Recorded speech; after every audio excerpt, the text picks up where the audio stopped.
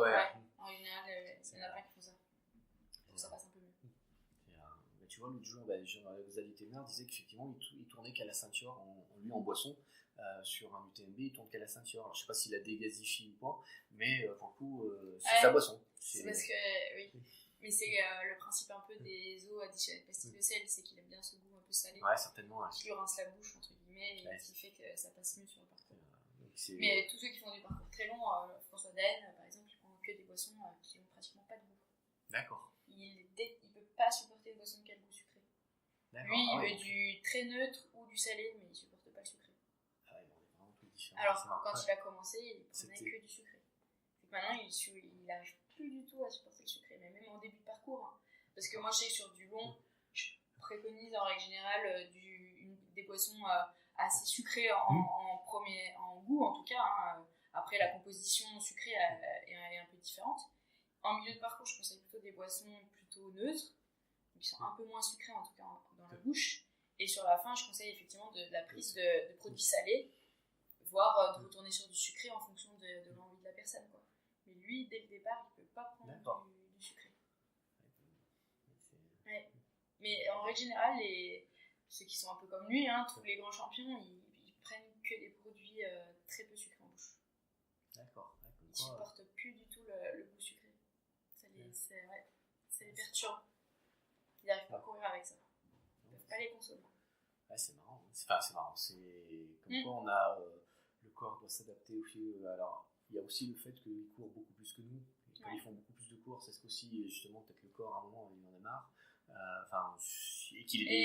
ça se voit. Moi, je trouve que ça se voit quand même beaucoup parce que les gens qui commencent, qui font des marathons, consomment que du sucré. Oui. Les trailers commencent à s'intéresser plus au fur et à mesure qu'ils s'entraînent à des produits moins sucrés en bouche. Et plus les gens font du long, plus ils veulent des produits salés en cours de parcours. C'est vrai. J'ai remarqué que c'était pratiquement dans 100% des cas, les gens sont comme ça. Ils commencent sur que du sucré, puis ils évoluent petit à petit, quitte à être un peu comme François, à boire que des boissons pratiquement pas sucrées, qui n'ont pas de goût, mais du coup consommer des bars, des gels qui sont du coup un peu plus... Ouais, à côté en fait. Voilà. Mais d'avoir la boisson que tu as pratiquement toutes les 5 minutes en bouche, qui n'a pas ce goût un petit peu gênant de sucre. C'est ça. Ouais, c'est rigolo.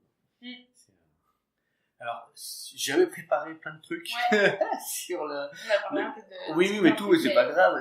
Au contraire, c'est ce que je te disais, ce qui compte, c'est la discussion. Parce que j'étais reparti sur les bases de la nutrition avec les protéines, les glucides, les lipides. Parce qu'en fait, dernièrement, je me suis posé beaucoup de questions sur les glucides parce que j'ai relu, entre autres, j'ai lu, c'est pas que j'ai relu, j'ai lu beaucoup d'articles.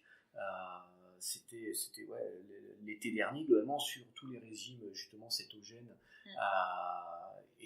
donc je me suis replongé dedans pour me dire mais c'était quoi les bases. Donc j'ai retrouvé que vraiment un régime à peu près normal c'était à peu près 50% glucides, 35% lipides et puis 15% de protéines à peu près parce que c'est plus ou moins quelques pourcents près quoi. Mais et alors qu'effectivement quand on part sur des régimes hyper pauvres en glucides.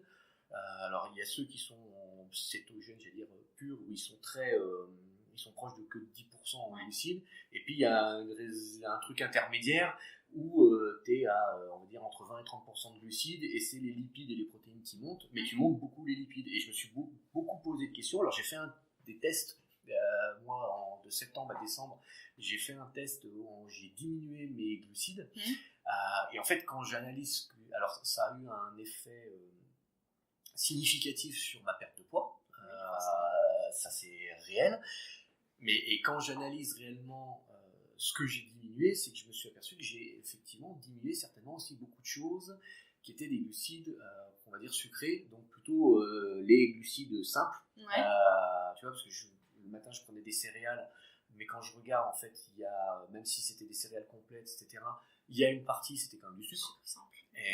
Et je me dis en fait, ce qui m'a certainement fait un effet, c'est pas tellement d'avoir réduit les glucides, c'est d'avoir éliminé du sucre. Alors même si les sucres c'est les glucides, mais donc dans ma tête en fait, moi je fais la distinction entre les glucides qui m'apportent le glycogène et qui pour le coup maltodextrine, amidon, tout ce qui vient alimenter les réserves de la bonne manière, et justement je me dis les sucres simples, alors pour le coup glucose, fructose, donc pour le coup là des choses qui sont plus qui vont directement, si j'ai bien tout compris, directement dans le sang aussi, et qui potentiellement, si toutes mes réserves sont déjà pleines, vont aller alimenter mes réserves graisseuses, les adipocytes. Et ce qui fait que je pense que c'est ça qui m'a fait un effet. Mais voilà, je voulais avoir, toi, ton regard d'experte. Mais oui, si, effectivement. C'est des régimes qui deviennent de plus en plus populaires, on va dire. Moi, c'est vrai que c'est pas des régimes que je conseille sur du long terme. D'accord. Parce que c'est trop. Pour l'avoir testé sur pas mal de personnes, de l'avoir mis en place, le problème c'est que ça devient très vite contraignant pour les personnes. Donc il y a la part de frustration et il y a la part de, du coup, une coupure sociale, on va dire.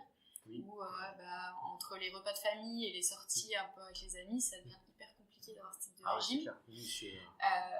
Et au-delà de ça, c'est aussi des régimes qui coûtent cher parce que c'est une consommation hyper protéinée. Donc, du coup, la protéine, c'est ce qui coûte quand même en règle générale très cher.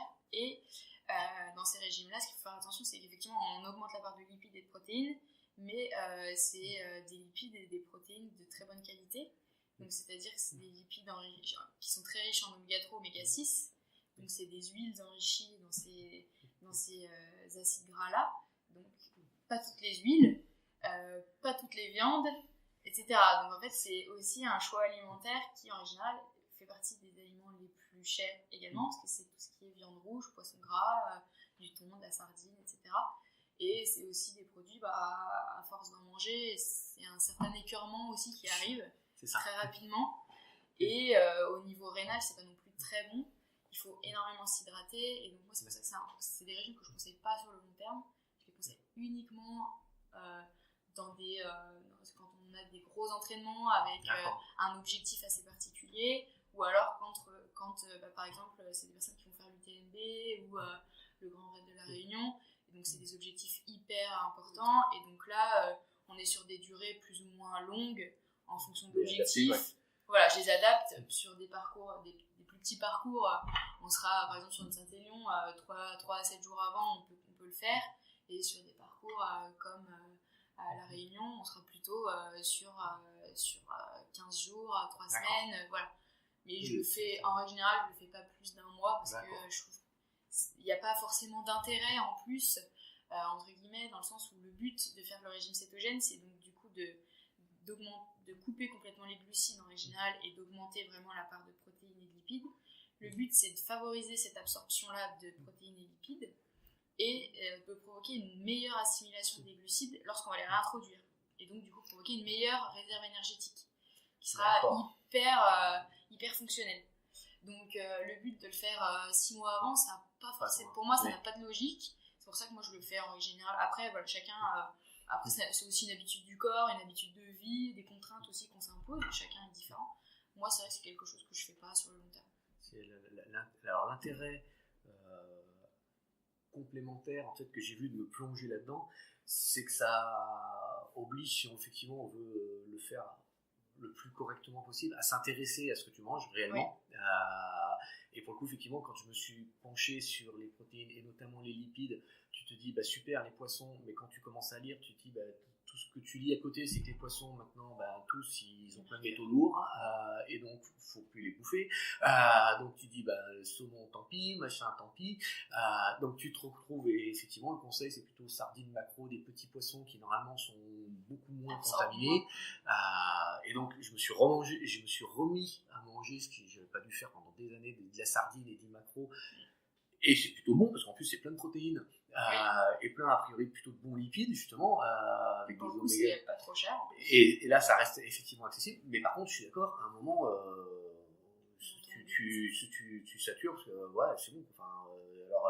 Alors j'ai vu que de ce fait je suis penché sur ce marché-là dans la grande distribution et tu t'aperçois que les fabricants sont allés créer plutôt plein de recettes maintenant.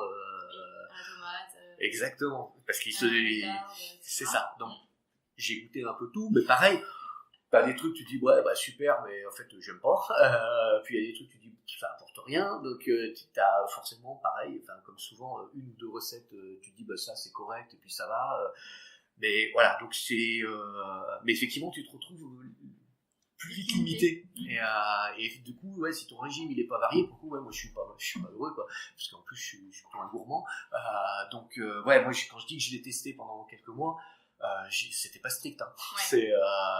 Pour le coup, oui. Alors moi, les repas entre amis, c'est les repas entre amis. Ça s'enlève pas. Les repas familiaux, on en profite aussi, quoi. Enfin là, pour le coup, ouais, je suis pas assez. Et je l'ai jamais été, même quand je préparais les courses. À un moment, je fais plus gaffe en préparation d'une vraie course, effectivement. Là, pour le coup, l'alcool, je vais le supprimer, etc. Mais là, quand je prépare rien, si j'ai des amis, on boit une bière, on boit un apéro, il n'y a pas de problème, quoi. Ça, je vais pas me priver. C'est pour ça que moi, je le conseille plus avant une course, parce que du coup, ça a plus d'intérêt, on va dire, parce que c'est quand on fait 2 jours, puis les 2 autres jours, on est en sortie, en vacances, etc. Au final, on s'est un peu, on va dire, privé pour pas grand-chose, parce que bon, de toute façon, on reprend ses anciennes habitudes. Du coup, le corps retourne puiser dans les glucides et plus dans le tissu adipeux, donc de toute façon, on revient sur ce qu'on fait d'habitude. Et le corps n'a pas le temps de s'habituer pour aller puiser dans les réserves graisseuses de toute façon. Donc c'est pour ça qu'il vaut mieux le faire d'une façon plus stricte, mais sur une plus petite durée. Enfin, en tout cas, moi, à mon sens, je trouve que c'est plus intéressant que sur des très longues durées où ça devient... Et est-ce que c'est un peu ce qu'il faisait, parce que je ne sais plus si c'est trop appliqué maintenant, mais ce qu'on appelait le régime scandinave, quand justement avant ta préparation de course où tu faisais 3 jours ou 4 jours très pauvres en glucides, et justement après tu commençais ton régime de pâtes. C'est ça, hein, c'est le même genre.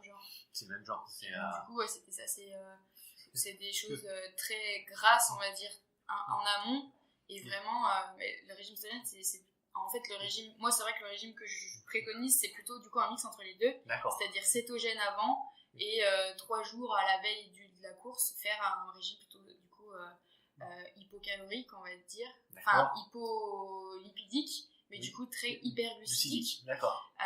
Donc du coup ce qui est un peu différent pour du coup effectivement favoriser l'assimilation des glucides et favoriser une mise en réserve qui est plus intense et qui est plus favorable pour la course le lendemain. Je fais un peu un mix entre les deux.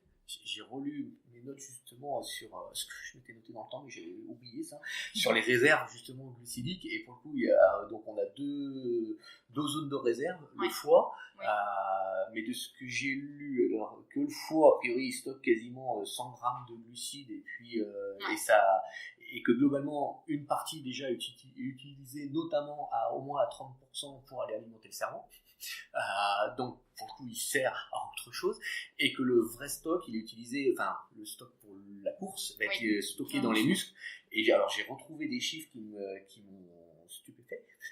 C'est qu'en fait une personne entre guillemets normale classique stocke environ 13 grammes de glucides par kilo de poids dans ses muscles, et que pour un athlète entraîné ça peut monter quasiment jusqu'à 39 grammes. Donc pour le coup il y a un vrai effet en temps d'entraînement, alors de l'entraînement physique. Et je pense qu'au fur et à mesure, justement, est-ce que l'entraînement de manger des glucides, ça veut dire qu'on les stocke mieux à un moment donné, ou tu vois, c'est parce que là, c'est fait x3, quoi, donc c'est énorme. Quoi, c'est une corrélation entre le fait de stimuler les muscles et effectivement d'avoir une alimentation beaucoup plus riche qu'un sédentaire, on va dire. Du coup, force l'organisme à stocker plus et à stocker mieux, et donc du coup, au fur et à mesure, le corps s'adapte. D'accord. Ce qui provoque aussi, du coup, quand un grand sportif s'arrête du jour au lendemain, une prise de poids qui peut être assez importante, parce que du coup, le corps n'est plus habitué et la charge alimentaire n'est plus la même. Type Serge Blanco, dans le public, pour le coup, entre celui qu'on voyait sur les terrains maintenant, il est impressionnant, le garçon. Parce que du coup, ils ont augmenté leur métabolisme de base. Et le jour où on arrête vraiment le sport, du coup, le métabolisme est toujours très élevé, donc forcément, quand on mange plus du tout de la même façon, le corps est obligé de stocker quand il n'y a plus du tout d'activité physique. C'est pour ça qu'il vaut mieux réduire pour arriver à ne plus en faire, pour que le corps s'adapte. C'est toujours, franchement, moi je pars du principe où c'est vraiment une adaptation du corps. Donc effectivement, les stockages, ils sont normalement 30% dans le foie, et on est sur du 70% dans le muscle. D'accord. Sachant que le muscle ne libère son énergie que dans le muscle. Oui, c'est ça. Ne libère pas, par exemple, pour le cerveau ou pour d'autres organes. J'ai lu, c'est uniquement le foie qui redistribue à l'ensemble de l'organisme, et le muscle ne fait des réserves que pour lui. Mais pour le muscle propre, enfin, je veux dire, le biceps, c'est pour le biceps. Ça va pas s'envoyer au quadriceps. Non, il stocke pour uniquement l'organe muscle. C'est ça, d'accord.